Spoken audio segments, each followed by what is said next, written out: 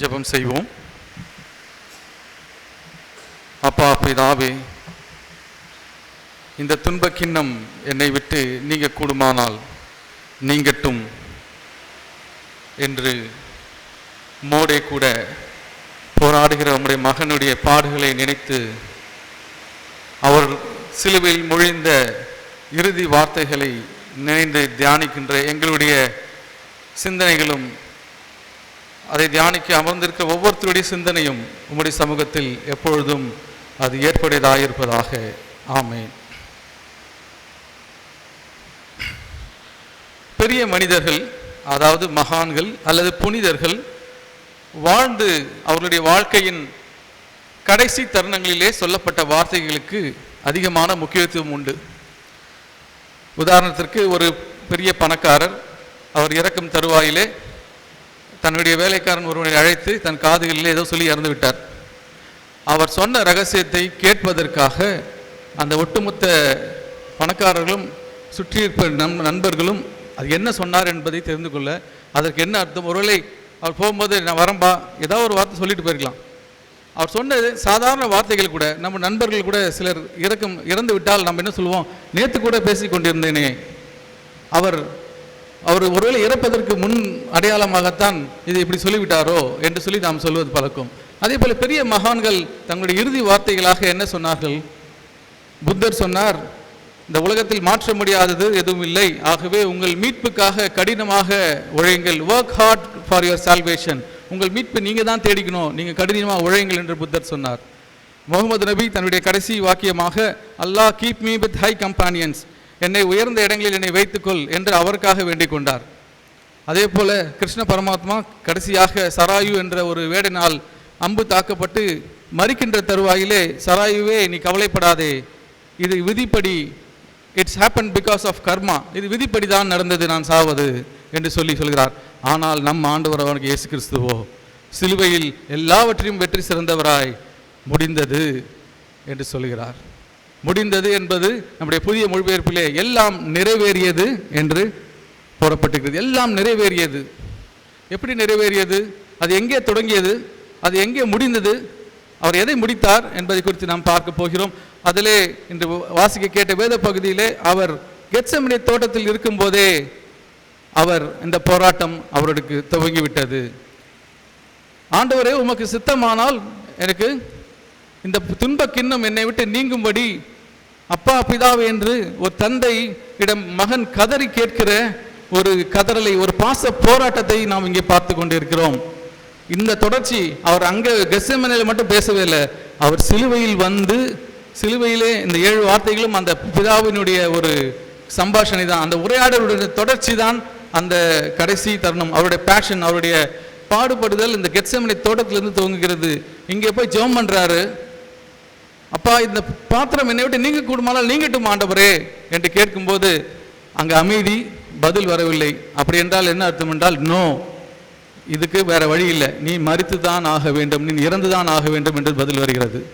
ஒருவேளை நாம் அநேக நேரங்களில் ஜெபம் செய்யும் போது உடனே பதில் வரவில்லை என்றால், அதற்கு ஆம் என்று பதில் வரவில்லை என்றால் நம்ம என்ன நினைப்போம், கடவுளுக்கு எனக்கு கருணையே இல்லை, கண் இல்லை, எனக்கு பதில் சொல்ல மாட்டார் என்று சொல்லி. ஆனால் இங்கே ஆண்டவர், அந்த பரப்பிதாவானவர் இயேசு கிறிஸ்துவுக்கு நோ சொன்னதுனால நமக்கு எல்லாருக்கும் எஸ் சொல்லிட்டார். அவர் ஒருவேளை சரி பாப்போ உனக்கு இந்த துன்பக்கினம் வேண்டாம் என்று சொல்லி எஸ் சொல்லி அந்த இடத்துல அவர் படுகின்ற பாட்டை தவிர்த்து இருப்பாரானால் காலம் காலமாக அதே பாவத்திலும் அதே வேதனையிலும் அதே அடிமைத்தனத்திலும் நாம் உழண்டு கொண்டிருந்திருப்போம். ஆகவே சில நேரங்களில் ஆண்டவர் நம்முடைய ஜெபங்களுக்கு நோ என்று சொல்வார் என்றால் அதற்காக மகிழுங்கள், அதனால் பெரிய நன்மை விளையக்கூடும். இதே போல உனக்கு சித்தம் உண்டு என்று சொல்லி அந்த ஒரு தொழுநோயாளர் கூட இயேசுவிடத்தில் கேட்கிறான், ஆண்டவரே உங்களுக்கு சித்தமானால் என் சுத்தமாக்கும் என்று சொல்லி கேட்கிறான். அங்கே ஆண்டவர் மனதுருகுகிறார், மனதுருகி அவனை தொட்டு சுகமாக்குகிறார். அங்கே ஆம் என்று பதில் சொல்கிறார், அங்கே ஒருவன் ரட்சிக்கப்படுகிறான். ஆனால் இங்கே பிதாவானவர் தன்னுடைய சொந்த மகனுக்கு அவர் நோ என்று சொல்கிறார், நாம் எல்லாரும் ரட்சிக்கப்பட்டோம். இந்த நேரத்தில் நம்முடைய தந்தை இவர்களுடைய ஒரு மிக முக்கியமான ஒரு விஷயத்தை நான் இங்கே பார்த்து என்னன்னா, பிதாவும் குமாரனும் பரிசுத்த ஆவியாகிய தேவன் அவர்கள் ஒருவரோடு எப்பொழுதும் இணைந்து அந்த அன்பினாலே அவர்கள் கட்டப்பட்டவர்களாக எப்பொழுதுமே அந்த ஐக்கியத்தில் இருக்கிறார்கள்.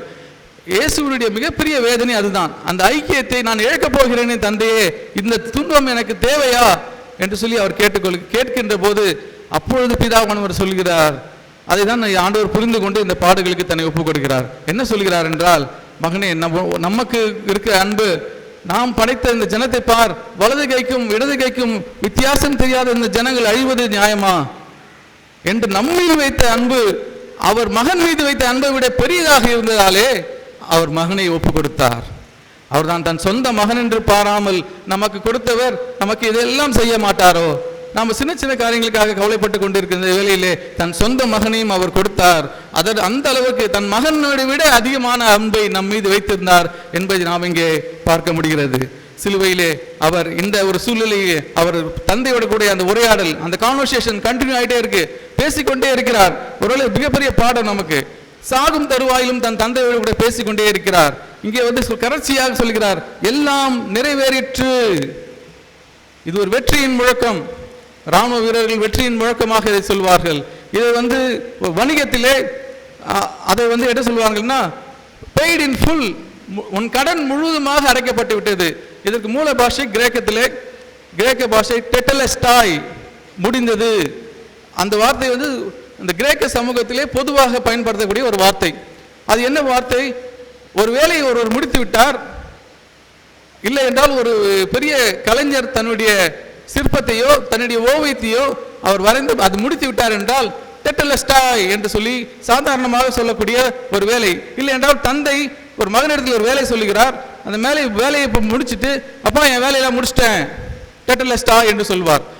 இந்த ஒரு இடத்துல ஆண்டவர் அந்த ஒரு வார்த்தையை பயன்படுத்துகிறார், டெட்டலஸ்டாய், எல்லாம் நிறைவேறியது. முதலாவது அந்த அதனுடைய அர்த்தங்கள், அது எதை நிறைவேறியது? முதலாவது இது ஒரு வணிக வார்த்தை என்று சொன்னேன். ஒரு இடத்துல கடன் பட்டிருந்தால், நீங்கள் ஒரு கடன் வாங்கி இருந்தீர்கள் என்றால் லோன் வாங்குறீங்க, லோன் எல்லாம் முடிஞ்ச உடனே கடைசியாக ஒரு இது சைன் பண்ணுவாங்க, பெய்ட் இன் ஃபுல் என்று சொல்லி அந்த கடனை முடிப்பார்கள். முழுவதுமாக கடன் தீர்க்கப்பட்டு விட்டது, உன்னுடைய கடன் தீர்க்கப்பட்டு விட்டது என்று சொல்லி இந்த வார்த்தை எல்லாம் நிறைவேறிய என்ற வார்த்தைக்கு அர்த்தம். என்ன கடன் தீர்ந்தது? தாவீது சொல்கிறான் சங்கீதம் 51, என் தாய் என்னை பாவத்திலே கர்ப்பம் தரித்தார், நான் பாவத்தோடு பிறந்தேன். இந்த பாவ கடன், வள்ளுவர் சொல்கிறார், பிறவி பெருங்கடல் நீந்துவார் நீந்தாதார் இறைவனடி தொழாதார். பிறவி பெருங்கடலை எப்படி நீந்து, இந்த பிறவி எப்படி, இந்த பிறப்பை அறுப்பேன். பல சித்தர்கள் சொல்ல, இந்த பிறப்பை அறுப்பதற்கு எப்படி, நான் ஒரு அகால பிறவியாக பிறந்து விட்டேனே, பாவத்தின் சாயலாக நான் பிறந்து விட்டேனே, இந்த பாவத்திலிருந்து மீட்பு எனக்கு உண்டா? இந்த பாவ கடனில் இருந்து எனக்கு விடுதலை உண்டா என்று சொல்லி நாம் ஏங்கிக் கொண்டிருக்கின்ற போது ஆண்டவர் சொல்லுகிறார், எல்லாம் நிறைவேறியது, உன் கடனை நான் அடைத்து விட்டேன் இந்த சிலுவையிலே என்று ஆண்டவர் முழங்குகிறார். அதுதான் எல்லாம் நிறைவேறியற்று. இதே லூக்கா 15ஆம் அதிகாரத்திலே ஒரு கெட்ட குமாரன் கதை நம்ம கேட்டுக்கொண்டு நிறைய பார்த்திருப்போம். அந்த இளைய மகன் தன்னுக்குரிய பங்கை எல்லாம், சொத்தை எல்லாம் அழித்து விட்டு என்ன செய்கிறான்? அதை வெளியே கொண்டு போய் அதை உதாசீனப்படுத்தி வீண் விரயம் செய்து விடுகிறான். திரும்பி வருகிறான். இப்ப இருப்பது யாருடைய சொத்து? மூத்த மகனுடைய சொத்து தான் இருக்கு. அவனுடைய சொத்தெல்லாம் அழிச்சுட்டான். இப்ப இருப்பது அவனுடைய மூத்த மகனுடைய சொத்து. இதை தந்தை என்ன செய்கிறார்? அவன் மூத்த மகனை கேட்காம எடுத்து கொடுக்கிறார். அங்கு அந்த லூக்காவிலே அந்த மூத்த சகோதரன் வெளியே வந்து மனம் கசது வெளியே நின்றான், உள்ள வரல. ஆனால் இங்கே நம்முடைய மூத்த சகோதரனாகிய இயேசு தனக்குரியதை எடுத்து நமக்கு கொடுத்தார். நம்முடைய வாழ்க்கையை வீணடித்து விட்டு, நம்முடைய எல்லாவற்றையும் இழந்து விட்டு நிற்கிற நம்மை பார்த்து அவருக்குரிய பங்கை, அவர் வாழ்ந்த வாழ்க்கையே நமக்கு அவர் கொடுத்திருக்கிறார். இங்கேதான் நம்முடைய கடன் முழுவதும் அடைக்கப்படுகிறது. இரண்டாவது, இது வந்து ஒரு வணிக வார்த்தை மட்டுமல்ல, இது ஒரு நீதிமன்றத்தின் வார்த்தையும் கூட. ஒருவருக்கு தண்டனை கொடுத்து விட்டார்கள் என்றால், அந்த தண்டனை முடிந்து விட்டது என்றால், சர்வ்ட் இன் ஃபுல், உன்னுடைய சென்டென்ஸ் சர்வ்ட், இவர் தண்டனை காலம் முடிந்து விட்டது, இனி இவருக்கு தண்டனை தீர்ப்பு இல்லை என்று சொல்லப்படுகிறது. ரோமர் 8:28 பார்க்கிறோம், அன்றியும் கிறிஸ்துவுக்குள் ஒருவர் இருந்தால் அவருக்கு ஆக்கினை தீர்ப்பு இல்லை, இனி அவருக்கு தண்டனை இல்லை என்று சொல்லி வேதத்திலே நாம் வாசிக்கிறோம். இங்கே அந்த தண்டனை இல்லாத ஒரு சூழ்நிலை, எப்படி தண்டனையை அவர் தீர்க்கிறார்? சிலுவையிலே தன்னுடைய அவர் அந்த யோர்தான் நதியிலே அவர் ஞானஸ்தானம் எடுக்கின்ற போது, ஞானஸ்தானம் எடுக்க தேவையில்லாத போதும் யோவான் ஸ்நானன் சொல்கிறான், ஆண்டவரே உம்மிடத்தில் நான் ஞானஸ்தானம் பெற நீ என்கிட்ட வரீங்களே, இது என்ன நியாயமா என்று கேட்கின்ற போது அவர் சொல்கிறார், எல்லா நீதியும் நிறைவேறத்தக்கதாக நான் என் பிதாவின் சித்தத்திற்கு ஒப்பு கொடுத்து வருகிறேன். நம்முடைய எல்லாருடைய நீதியையும் இயேசு, நம்முடைய எல்லா தண்டனையும் இயேசு சிலுவையில் சுமந்து விட்டதால் நம்முடைய தண்டனைகள் தீர்ந்தது, இதுதான் எல்லாம் நிறைவேறிற்று என்று ஆண்டவர் சிலுவையிலே அவர் மொழிகிறார். கொலோசியர் 2:14 நாம் பார்க்கிறோம், நமக்கு எதிராகவும் விரோதமாகவும் இருந்த நம்முடைய கையெழுத்தை அல்லது நமக்கு எதிராக இந்த லீகல் டாக்குமெண்ட்ஸ், நமக்கு எதிராக குற்றம் சாட்டப்பட்ட குற்ற பத்திரிகையை அவர் எடுத்து அவர் பிடுங்கி சிலுவையில் ஆணி அடித்தார். இந்த சிலுவையிலே அவர் தொங்கி இந்த எல்லாம் நிறைவேறிற்று என்று சொல்கின்ற போது ஆண்டவர் சொல்வது என்ன தெரியுமா? உனக்கு எதிராக இந்த எல்லா வழக்குகளும், உனக்கு எதிராக இந்த எல்லா தண்டனை தீர்ப்புகளும், அதை நான் பிடுங்கி சிலுவையிலே ஆணி அடைத்து விட்டேன். இனி நாம் எப்படி சொல்லலாம்னா, ரோமர் 8:33 வாசிக்கிறோம், இனி நம்மை பவுல் சொல்கிறார், கடவுள் தெரிந்து கொண்டவரை குற்றப்படுத்துபவர் யார்? அதே 84 வாசிக்கிறோம், யார் தண்டனை அளிக்க முடியும்? கடவுளை தெரிந்து கொண்டவர்களுக்கு யார் தண்டனை அளிக்க முடியும்? நீங்களும் நானும் கடவுளால் தெரிந்து கொள்ளப்பட்டு விட்டோம், இனி நமக்கு தண்டனை தீர்ப்பில்லை, அதுதான் எல்லாம் முடிந்தது, அவர் எல்லாம் நிறைவேறியது என்று அவர் சொல்லுகிறார். அது மட்டுமில்லாமல் இந்த வார்த்தை ஒரு வெற்றியின் வார்த்தை. ஒரு போர் வீரனோ இல்லை ஒரு அரசனோ ஒரு போர் முடிந்ததற்கான ஒரு அடையாளமாக டெட்டலஸ்டாய், அதாவது எல்லாம் நிறைவேறியது, இட்ஸ் எ வெற்றி, நாம் வெற்றி பெற்று விட்டோம் என்று சொல்லி அறிவிக்கிற ஒரு வார்த்தை. போர்க்களம், இது என்ன போர் நடந்தது? நம்ம கொரிந்தியர்ல வாசிக்கிறோம், 26,000 இருந்த போரை அவர் என்ன பண்றாரு? அந்த போரை நிறுத்தி ஒப்புரவாக்குகிறார் என்று சொல்லி நாம் பார்க்கிறோம். நீ இந்த ஒரு போர் நிறுத்தம் எப்படி நடைபெறுகிறது? அங்கே கொலோசியர் 8:15 வாசிக்கிறோம், அவர் சிலுவையிலே வெற்றி சிறந்தார். எப்படி வெற்றி சிறந்தார்? துரைத்தனங்களையும் அதிகாரங்களையும் பிடுங்கிக் கொண்டு சிலுவையில் வெற்றி சிறந்தார். யாருடைய துரைத்தனங்களையும் யாருடைய அதிகாரத்தையும் அவர் பிடுங்கி கொண்டார். இந்த உலகம் ஒரு ஃபார்மேட்ல நம்மளை வச்சிருக்கு, ஒரு செட் ஆஃப் ஒரு இப்படிதான் நீ வாழணும், நீ பெண்ணா பிறந்து விட்டால் உனக்கு இதுதான் விதி, நீ ஒரு ஒரு பிறப்பின் அடிப்பிலே நீ இவன் தான், நீ மேல்தான், நீ கீழ்தான் என்று சொல்லி நம்மை ஒரு கட்டமைப்புக்குள்ளாக வைத்திருக்கிற அதிகாரத்தை இந்த சிலுவை சவால் விடுகிறது. இந்த அதிகாரத்தை தான் ஆண்டவர் தன்னுடைய கரங்களிலே பிடுங்கிக் கொண்டார். பிடுங்கிக் கொண்டு சிலுவையில் வெற்றி சிறந்தார் என்று சொல்லி கொலோசியர் 2:15 வாசிக்கிறோம். இந்த சிலுவை மாத்திரம், இந்த கொல்கதா மாத்திரம் இல்லை என்றால் இந்த உலகம் நமக்கு இல்லை. நம்ம எல்லாம் என்னைக்கு போயிருப்போம். நெப்போலியன் தன்னுடைய உலக மயமாக்குதலை எல்லா நாடையும் பிடிச்சிட்டான்.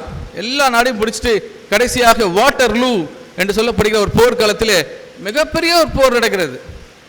அவனுடைய கடைசி போரும் அதுதான். அந்த போரிலே தோற்று போய் திருப்பி பிரான்ஸுக்கு ஓடி வரான். உலகம் எல்லாத்தையும் பிடிக்க ஆசைப்பட்டு போனான். ஆனால் அந்த வாட்டர்லூ, இன்னைக்கும் சொல்லுவாங்க, ஒரு பெரிய தொடர்ந்து வெற்றி பெறுகிறவர்கள் தோற்கும் போது இது அவருடைய வாட்டர்லூ என்று சொல்வார்கள். இங்கே நெப்போலியன் வாட்டர்லூவை தோற்றுக்கொண்டு ஓடி போய் திரும்பி தன்னுடைய இல்லத்திலே அவனுடைய இராணுவ தளபதிகள் கூட திருப்பி ஆலோசனை பண்ணுறான். உலக வரைபடத்தை வைத்து விட்டு ஒரு சிகப்பு புள்ளியை அந்த வாட்டர்லூ மேலே வைத்து விட்டு அந்த சிகப்பு புள்ளி மட்டும் இல்லை என்றால் இந்த உலகத்தை நான் பிடித்திருப்பேன் என்று அதிகாரத்தோடு பேசினான், மமதையோடு பேசினான். இன்று நமக்கு அதிகார வர்க்கத்திற்கு எதிராக இருக்கும் சிகப்பு புள்ளி அந்த கொல்கதா மலையில் இருக்கும் இயேசு கிறிஸ்து.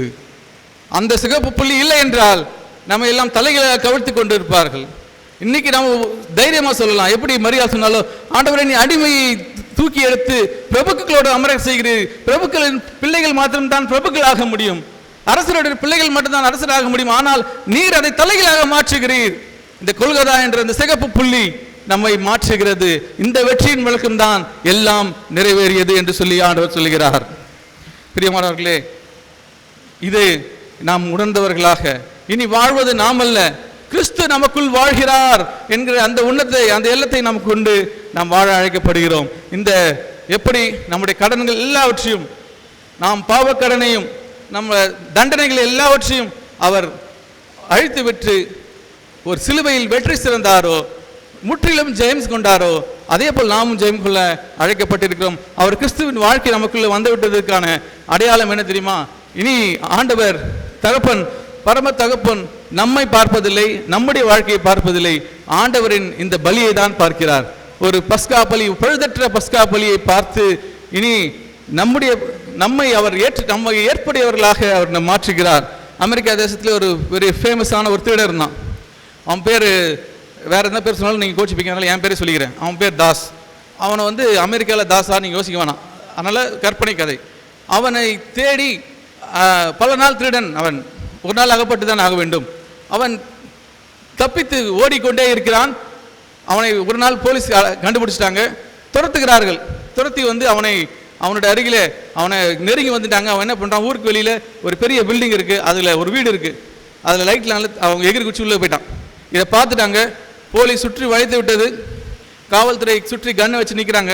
அந்த கேப்டன் சொல்கிறாரு, தாஸ் வெளியே வா, உன்னோட திருடு எல்லாம் பாண்டிச்சு, உன்னை சுட்டு பிடிக்க உத்தரவு வந்து விட்டது, இன்னும் 2 நிமிடங்கள் நீ வெளியே வரலனா, சரணடையிலனா நாங்கள் உள்ளே வந்துடுவோம், உன்னை கொண்டு தான் பிடிப்போம், ஆகவே நீ தயவு செய்து வெளியே வந்துரு என்று சொல்லும்போது அமைதி நிலவுகிறது.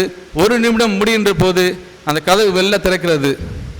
வெளியே வருகின்றவன் ஒரு பெரிய கோட் போட்டிருக்கான், ஒரு இராணுவ தளபதி கோட் போட்டிருக்கான், ஃபுல்லாக மெடலாக இருக்கு.